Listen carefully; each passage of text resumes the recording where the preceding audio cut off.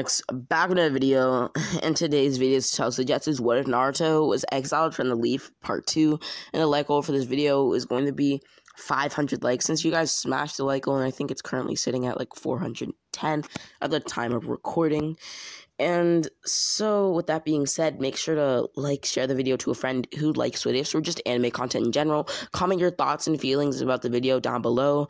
Check up on my Discord server down below, as I am trying to grow it, and there is a decent amount of people in there, about like 160 if I recall. And subscribe, as I want to hit 5K by June and 10K by the end of the year.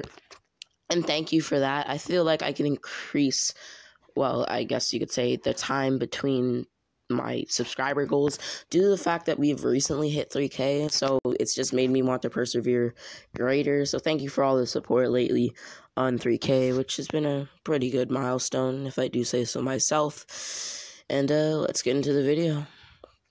Naruto had watched Hinata Hyuga appear before Neji, as Neji would then interact with Hinata, walking away in the compound, which was known as the Hyuga compound. Hinata would then be alone, as C, disguised as Naruto, would approach Hinata. Hinata would then recognize C as Naruto, with Naruto telling Hinata that he is Naruto, but he has to come to take her, well, to the Cloud Village. Hinata would ask why, with Naruto saying to breed the Hyuga clan within the cloud. Hinata would be perplexed, telling Naruto that she may come, but it is her duty to remain within the leaf. Naruto would shake his head. The cloud, well, they came for you before. With Naruto telling Hinata that it is his own duty and he cannot defy it. And also, he had saw that she had been nice to him, while all of the other rookies, well, they were rude to him, and that stupid dog Kiba putting his hands on you as he cursed my existence. Oh, I'll tell you this, Hinata. If you were to stay in this corrupt village where you don't belong, then have it your way. Sure, I won't force you for your kindness towards me, but if you want to come with me, then I would love that. Corrupt village? Hinata would exclaim. What do you mean by that? The leaf pushed me out as the third Hokage, Hiruzen Sarutobi, watched them do so. But I see it's not apparent. Lord Hokage? Lord Hokage cries at times because of your absence. I think, at least. Well, if he is grieving over me, it's most likely because he betrayed his promise to the fourth Hokage on his deathbed. Or, in other words, my father. And also lost the Leaf's biggest military asset, me, or what's within me, the QB. Now the old man's scared that the cloud could attack at any moment and annihilate the village. Heck, I could if I so wished. I'll come, Naruto. Thank you, Hinata. I'm going to need... well, I'm gonna need you to... Hinata would then kiss Naruto as his words slipped from the cusp of his mouth and onto the lips of Hinata. Hinata would then faint as he would stand, picking up Hinata and holding her in his arms.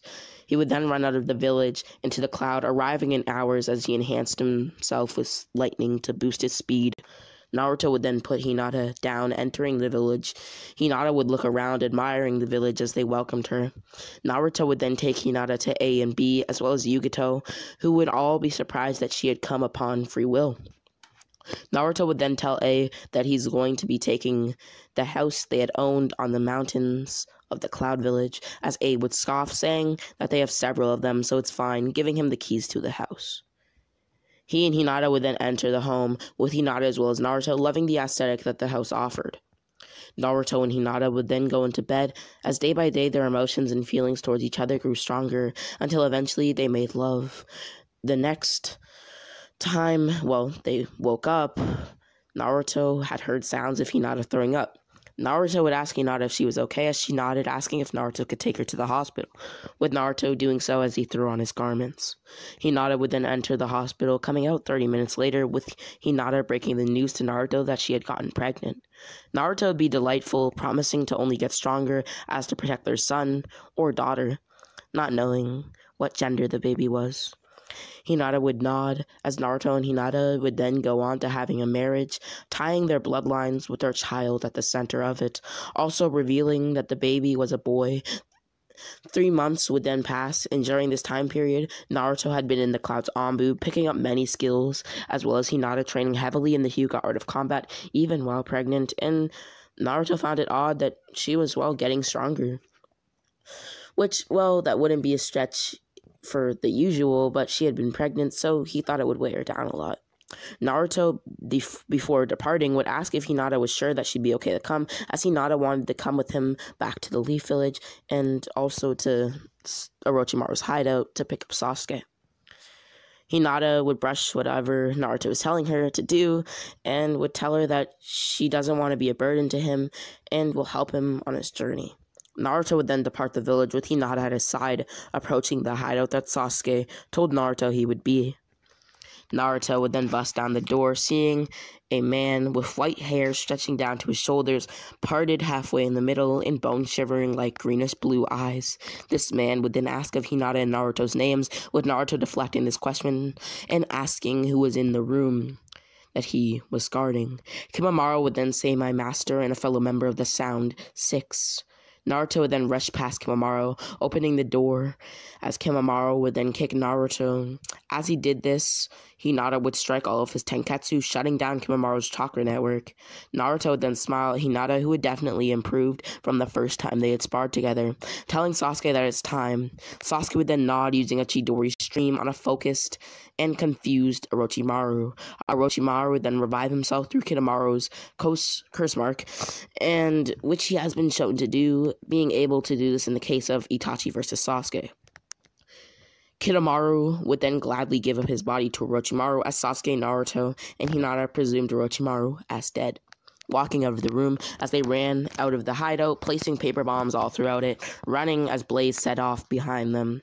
They would then exit the hideout, passing by Kabuto, who would be surprised at the fact that they had been running out of the hideout with, two people he had never seen before, and would stop, dropping his drugs for Sasuke, as well as his meal for Orochimaru, which Orochimaru had recommended to speed up training with Sasuke.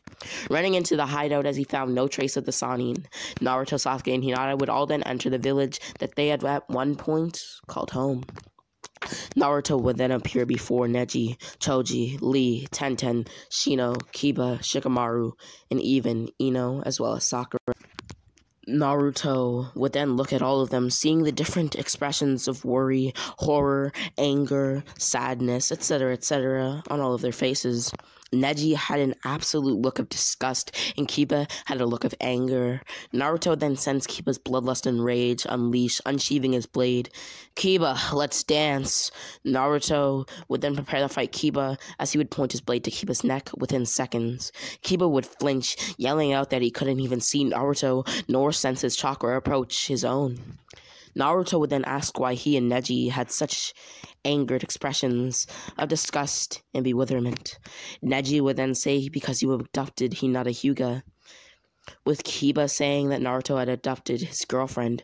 Naruto would bat an eye at Kiba remarking this, and Neji, "I didn't abduct Hinata. She came of her own free will." Neji would shake his head. "Such lies are like chalk screeching to my ears." Neji would then jump into the Hyuga stance, preparing to fight Naruto. Naruto would induce in fighting with Neji, who had started the battle. Naruto would then dash around Neji, using the objects around him as ways to advance himself within the fight, like trees and rocks as an example. Naruto would then kick Neji from all different directions, as Neji was unable to react to the speed which Naruto withheld. Neji would then see that Naruto had been concentrating a large amount of chakra in his palms, and that these short bursts of attacks and dashes were to distract him so that he couldn't off-guard him. Naruto, after finishing the attack, would then use this attack in a similar way to the Chidori and Rasengan on Neji. Neji would then use rotation, as Neji would combat this by rotating his chakra as well. Naruto would overcome Neji, beating down on him, as he would then stand. "Neji Hyuga, I committed no such crimes. Hinata came by her own free will. This corrupt village will soon witness why they shouldn't have exiled their most valuable asset. And I'd be happy to tell you that me and Hinata are married." "Come out, Sasuke. Hinata, will you?" "Yeah, of course," both of them would say, leaping out of the foliage. Sakura would then be flabbergasted, seeing Sasuke in a different way from what she had remembered, as well as the fact that his aura had become much more malice. Sakura, on the night of Sasuke's departure from the corrupt village, which you all call home, I hesitated to take your life, actually, to even attack you by Sasuke's request. By now, that there's no reason not to injure you right here and now, I shall. Especially because, in a way, we're in combat. I will. Naruto would then roar out, "Gah!" Lightning torrents would then spark from his body in an uncontrolled manner, attacking all of them and putting them on the ground, but one ninja would stand. "I am Rock Lee, your opponent from now on." "Fine, I'm down for the challenge since you're worthy. But let's kick it up a notch." Naruto would then clench his fist as a lightning armor would appear around him and 3 tails of chakra at his collarbone. Lee would then take off his weights, telling Naruto that it wouldn't be fair if he were not to be able to go full power, that is. Right. If that's the case, then maybe I should take off my weights as well. Lee would go wide-eyed. "You wear weights as well? Amazing! This will be an even better fight than I had imagined," Lee thought to himself. But he also knew that he should be serious. "If Guy-sensei taught me one thing, it's to never underestimate an opponent," Lee would sigh. Naruto would then take off his weights as he would throw a punch at Lee, who would block but this punch was still enough to send him into a nearby tree, as a massive dust cloud would then appear from the damage around Lee, with Lee being red as a tomato, meaning that he had entered the 5th gate. Lee, without a second thought, would appear behind Naruto, who would then grab Lee, picking him up and chokeslamming him. It seems I have the advantage in speed and physical strength. Lee would then push himself into the 6th gate. "Not anymore!" Standing up, "Naruto Uzumaki, I will defeat you! Just watch!" Lee would then jump above Naruto, spiral kicking him. Naruto would grab Lee's legs, pushing him forward. Lee would then extend his bandages onto Naruto, wrapping them around him and getting behind him. "It's over! Primary Lotus!" Lee would then jump off at the last moment, with Naruto pushing his shoulder forward to take the damage and hurt himself. Naruto would then get up, dusting himself off as blood would then sporadically spurt out of his shoulder. Naruto would pat his shoulder. "It's but an itch of pain, but expected that I could feel it, as it was my own attack." In a way, Lee would be shocked. "My primary Lotus should have done much more damage. What the heck? Especially in the 6th gate. This is nonsense. This has never happened, only an itch? He must be bluffing," Lee thought. Naruto, realizing Lee's thoughts, would tell Lee that he had hurt himself by pushing his shoulder forward about 0 seconds before he had landed, though his back had still suffered the occasional scuff-up. Lee would be shocked at how smart Naruto was, at least in battle, with Lee asking who it was that Naruto had trained under. A, the 4 Raikage, and B, the 8 Tails, as well as various cloud ninja possessing high ranks within the village like Darui and Yugito, Samui, and even C. I see." And with a quick nod, he would punch Naruto, off-guarding him, as Naruto would then stab him with his dagger, his short dagger, which he kept in his garments, into Lee's body. Lee would then step back, dropping into the 5th, then 4th gate. Lee would then cough up blood, collapsing. Choji, seeing Naruto, as well as Sasuke, as threats, would pop one of the Akamichi's food pills. If he had gotten past Lee, then there's no reason to hold back. "Human Boulder!" Choji would yell this as he rammed into Sasuke and Naruto. Hinata would then put together the rat and boar hand signs as a great deal of water would encase Choji. Choji would brush this off, continuing his press. "I won't let you beat my friends to death, and I'll protect my comrades at all cost. Asuma-sensei, I'll make you proud," Choji would think to himself as he kept on his press. Sasuke and Naruto would then grab onto Choji, taking advantage of Hinata's water-style Raging Waves jutsu, sparking as much electricity as they could through Choji, who would then start to slow down, stopping the fight. Naruto would then look around himself, Sasuke, they're all getting up. They've managed to recover from my torrents. Hinata, I want you to. Naruto would look to his left. Hinata? Naruto would then look around, seeing her fighting Tenten and Shikamaru and wiping the floor with them both. She would then unsheath her katana that she had kept on her side, cutting into both of them, as she would then glare at all of the other ninja, locking onto Sakura specifically. She would then approach her, slowly, but a fast walk similar to Michael Myers. He would then punch her again and again. This would continue to happen, a cycle of fury from Hinata's end, as Lee would then wake up. Sakura would start to go wide-eyed at the fact that Hinata had been so brutal, but Hinata didn't want anybody disrespecting her loved ones, whether that be Sasuke or even Naruto. Lee would then wake up hearing the screams of his girlfriend, which at some point in time, Lee and Sakura had kindled a sort of relationship to where Lee would be able to call her that. "Get away from her!" Lee would yell, walking towards Hinata. Hinata would then pull back one more punch as Lee would grab this punch before it could connect with Sakura's body. "I won't let you kill her!" Lee would yell out, starting battle with Hinata Hyuga, who was just as fast and strong as Lee in the state that Naruto had put him in, as well as the fact that Hinata had truly heightened her power to a degree to be able to keep up with a third gate Lee nevertheless. Hinata would then be able to hit Lee's Tenketsu, realizing that he was a solely taijutsu-based user, as she would then hold a short sword in her mouth as she activated an unstable form of the Twin Lion Fist, something she had achieved through hard training and dedication to her ideals of the Hyuga art. She had, in a way, invented a new version, and a much more powerful one, though it had been unstable and not controllable for too long at this point in time. She would then hit Lee multiple times, knocking out the formerly injured Lee. Hinata would then finish off Tenten, letting her cling on to life and showing mercy for their fellow Kunoichi, as she would then watch Naruto and Sasuke lift their hands up into the air. Sasuke and Naruto would then tell Hinata to fire off her fireball jutsu, which, if you're unaware, she has fire style chakra natures, and I've also given her water style, as I feel like it just fits Hinata's personality, though in this timeline she has definitely been influenced by a lot of different people from the Cloud Village, so that she is very serious and brutal. So just if some of you guys were wondering why Hinata was so, I guess you could say, different in a way, that is exactly why.